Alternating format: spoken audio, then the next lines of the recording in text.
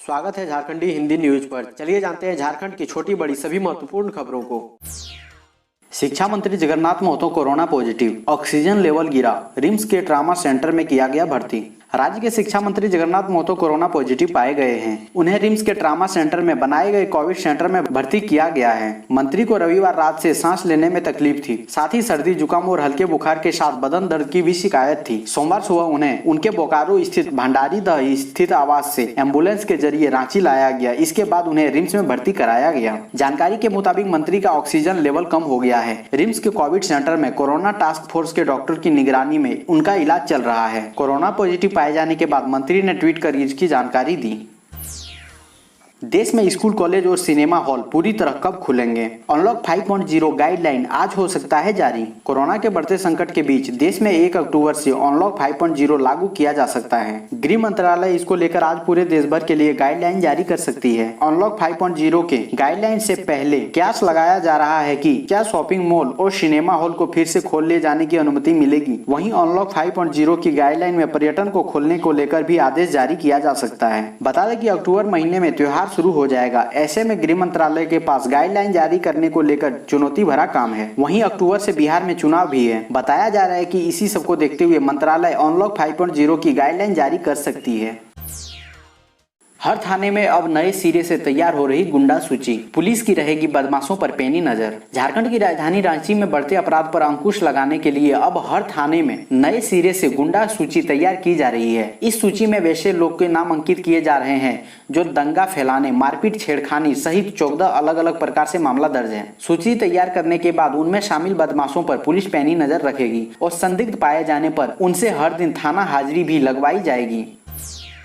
झारखंड में कृषि कानून के खिलाफ कांग्रेस का केंद्र पर निशाना, राज्यपाल को सौंपा ज्ञापन। केंद्र की मोदी सरकार द्वारा लगाए गए 3 कृषि कानून के खिलाफ विपक्ष ने पूरी तरह से आक्रामक रुख अख्तियार कर लिया है। इसी क्रम में कांग्रेस पूरे देश में इस कानून का विरोध कर रही है। सोमवार को झारखंड कांग्रेस के प्रभारी RPN सिंह के नेतृत्व में एक प्रतिनिधि मंडल ने राज्यपाल द्रौपदी मुर्मू से मुलाकात की और उन्हें ज्ञापन सौंपा है। जानकारी के मुताबिक कांग्रेस प्रतिनिधि मंडल कानून के खिलाफ गांधी प्रतिमा के सामने प्रदर्शन किया और फिर पैदल मार्च करते हुए राज्यपाल द्रौपदी मुर्मू से मुलाकात कर उन्हें ज्ञापन सौंपा।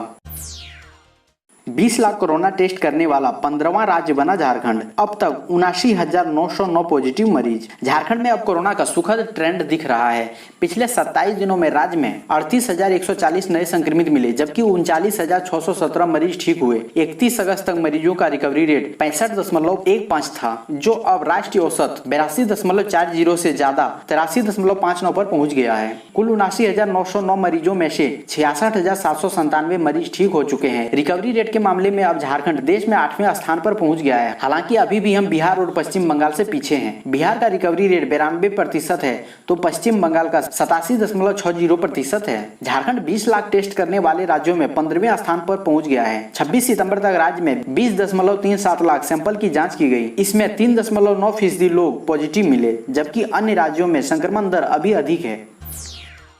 IRCTC के वेबसाइट पर 5 घंटे तक बंद रहेगी बुकिंग सेवा। बिहार झारखंड के यात्रियों पर असर। यात्रीगण ध्यान दें, मंगलवार को IRCTC की वेबसाइट पर 5 घंटे के लिए ऑनलाइन बुकिंग बंद रहेगी। बुकिंग बंद होने के कारण बिहार, झारखंड और बंगाल के लोगों को टिकट बुकिंग के लिए परेशानी का सामना करना पड़ेगा। बताया जा रहा है कि पैसेंजर रिजर्वेशन सिस्टम कोलकाता में डेटा संबंधी गड़बड़ी के कारण यह निर्णय लिया गया है। रेलवे के मुताबिक कोलकाता स्थित पैसेंजर रिजर्वेशन सेवा के डेटा में गड़बड़ी हो गई है, जिसके कारण रेलवे ने मंगलवार रात को 11:45 से 4:30 तक सेवा को बंद रखने का फैसला लिया है। रेलवे के इस फैसले से बिहार, झारखंड और पश्चिम बंगाल के यात्रियों पर असर पड़ सकता है।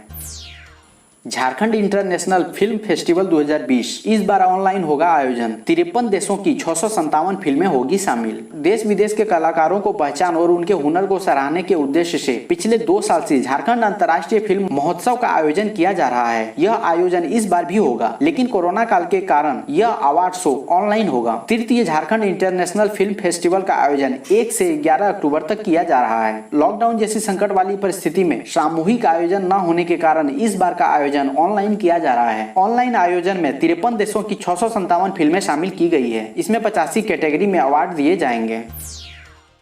कोरोना ने तोड़ी निजी विद्यालय के शिक्षकों की कमर, ऐसी हो गई है उनकी आर्थिक हालत। कोविड-19 लॉकडाउन के दौरान स्कूल बंद रहने से डंडई प्रखंड के 16 निजी विद्यालय के शिक्षकों के समक्ष आर्थिक संकट उत्पन्न हो गई है। स्कूलों का संचालन प्रत्येक बच्चों से ली जाने वाली मासिक फीसें होती है, लेकिन फी का कलेक्शन नहीं होने से विद्यालय की स्थिति चरमरा गई है। स्कूल बंद रहने व फी नहीं मिलने से स्कूल के प्रबंधकों की ओर से शिक्षकों को वेतन नहीं दिया जा रहा है। इस वजह से शिक्षकों के सामने भुखमरी की नौबत आ गई है। डंडई प्रखंड में 16 निजी स्कूल हैं। इन स्कूलों में दर्जनों की संख्या में शिक्षक कार्यरत हैं। स्कूल बंद होने के बाद भी अधिकांश स्कूल के शिक्षक ऑनलाइन क्लास के माध्यम से बच्चों को शिक्षा दे रहे हैं। निजी स्कूल के शिक्षक सरकार से किसी तरह का पैकेज नहीं मिलने और वेतन भुगतान बंद हो जाने से काफी परेशान है।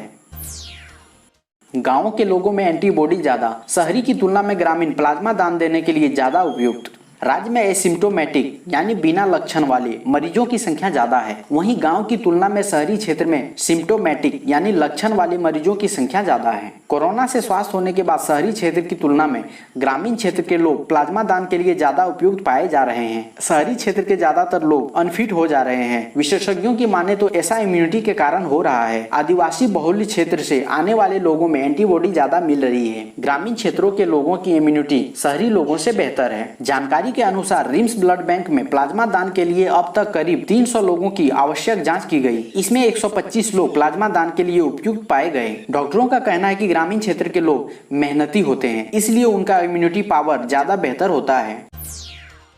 भाजपा का आरोप, जेल मैनुअल के सभी नियमों को तोड़कर हो रहा लालू यादव से मुलाकात। प्रदेश भाजपा ने एक बार फिर लालू प्रसाद यादव की राजनीतिक दलों के नेताओं से मुलाकात पर सवाल उठाए हैं। भाजपा के प्रदेश प्रवक्ता प्रतुल सहदेव ने कहा कि लालू प्रसाद से राजनीतिज्ञों की मुलाकात का सिलसिला लगातार जारी है और इस दौरान जेल मैनुअल और कानून की धज्जियां उड़ाई जा रही है। रविवार को प्रदेश मुख्यालय में आयोजित संवाददाता सम्मेलन में प्रतुल ने जेल मैनुअल की गाइडलाइन को भी मीडिया से साझा किया। प्रतुल ने कहा कि जेल आईजी कहते हैं कि केली बंगले को जेल नहीं माना जा सकता है। यह बयान पूरे तरीके से निराधार है, क्योंकि उच्च न्यायालय ने अपने 24 अगस्त 2018 के आदेश में लालू प्रसाद को रिम्स में इलाज करने की सुविधा देते हुए यह टिप्पणी की थी कि इलाज रांची में हिरासत में हो।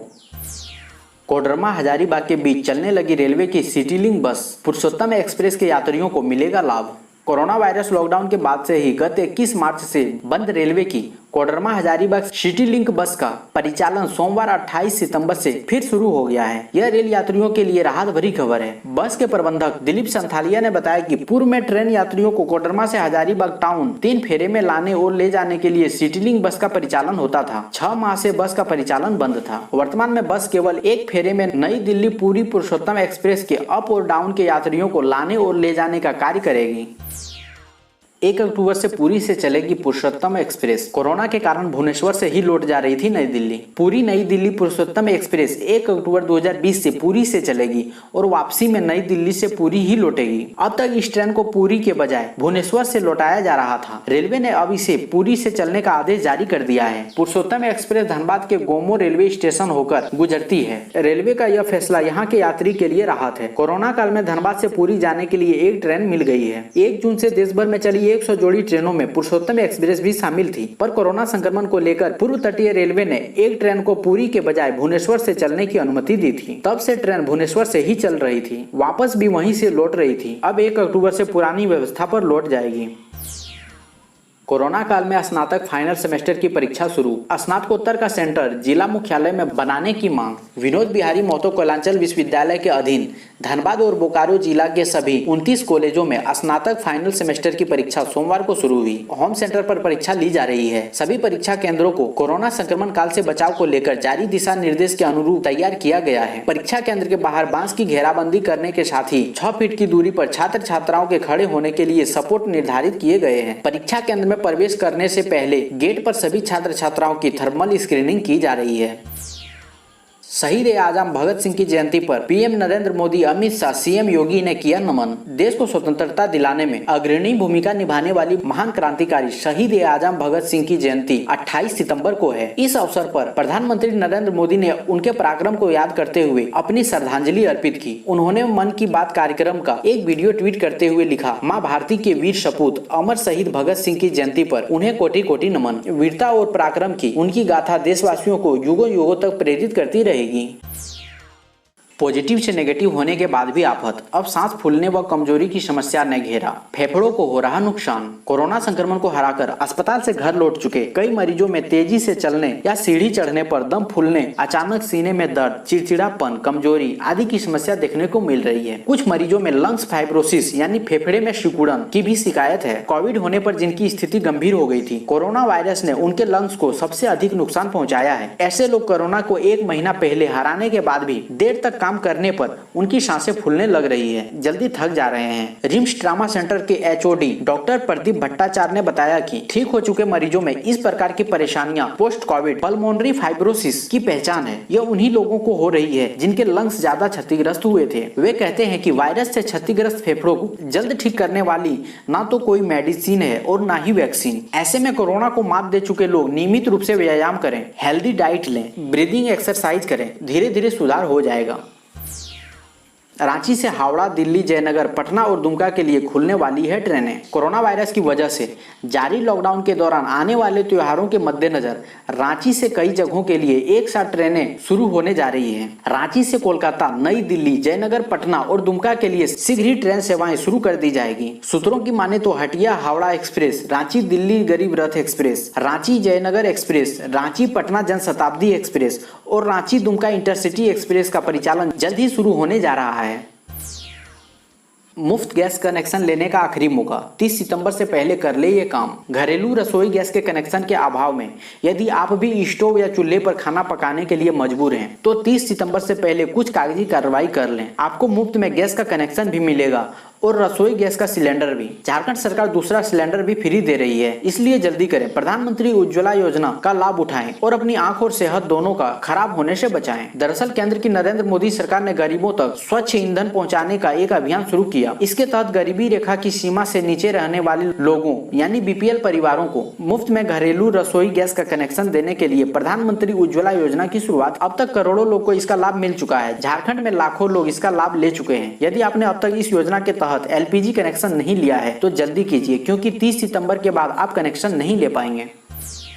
हेमंत सोरेन सरकार की नई सौगात, राशन कार्ड के लिए ऐसे करें आवेदन। झारखंड में 15 नवंबर से झारखंड राज्य खाद्य सुरक्षा योजना का शुभारंभ किया जाएगा। इसके तहत ऐसे लोग जिनकी आर्थिक स्थिति अच्छी नहीं है और उनके पास किसी प्रकार का राशन कार्ड नहीं है, उन्हें 1 रुपए किलो की दर से 5 किलो खाद्यान्न उपलब्ध कराया जाएगा। उसके लिए ऑफलाइन या ऑनलाइन आवेदन किए जा सकते हैं। पलामू के उपायुक्त शशि रंजन ने सभी वीडियो को प्रचार प्रसार कर योग्य लाभुकों के चयन का निर्देश दिया है। झारखंड स्थापना दिवस 15 नवम्बर पर हेमंत सोरेन सरकार की यह नई सौगात है।